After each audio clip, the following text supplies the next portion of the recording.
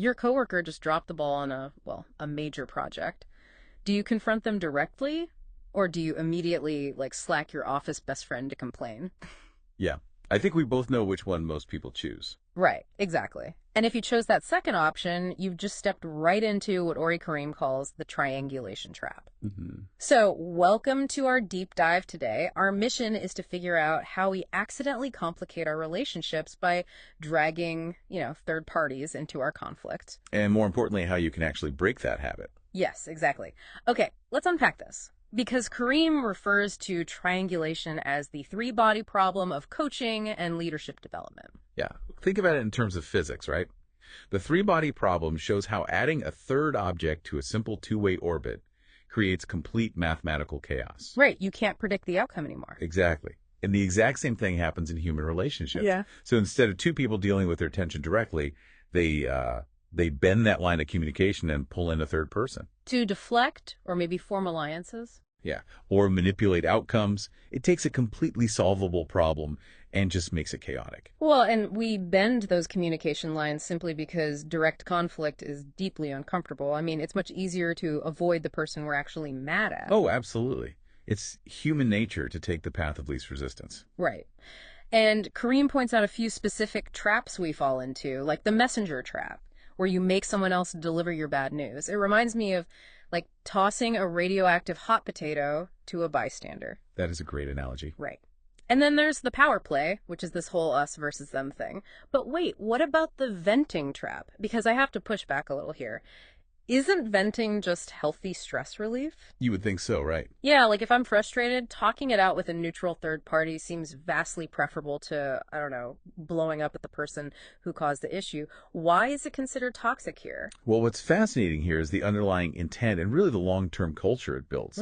Because chronic venting creates this shame-based environment. Shame-based? How so? Well, it becomes a place where people are consistently talked about rather than talked to. It's rarely about processing emotion to find an actual solution. No, I see. It's more about avoiding the real issue while, seeking validation from someone else. Exactly.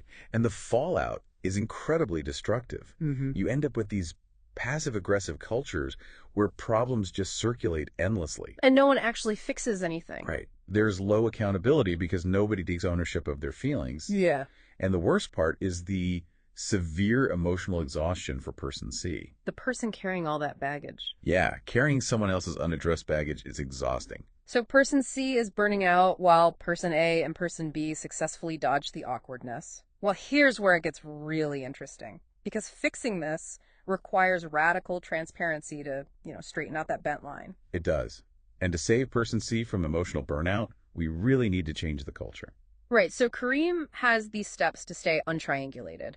First, you have to actively identify the triangle. Like, am I being used here? Yeah, you have to ask yourself that. And then you have to close the loop, meaning person C has to ask, have you shared this directly with them? That forces the responsibility back. It's such a simple question, but it's so powerful. It really is. And Karim also talks about practicing directness and establishing these no-gossip zones professionally and personally. Right. Which structurally removes the oxygen that the triangle needs to survive. But if we connect this... Wait, actually, I'll let you explain the bigger picture here. Sure. Well, if we connect this to the bigger picture, untriangulating requires a massive psychological shift. We usually triangulate because we want to win the argument right. Yeah. We want to be right. Oh, absolutely. We want someone to say, yes, you are completely justified in being mad. Exactly. So we have to move away from seeking validation toward actually seeking resolution. It's about building what Karim calls a restoration mindset. Which really isn't a new concept, is it?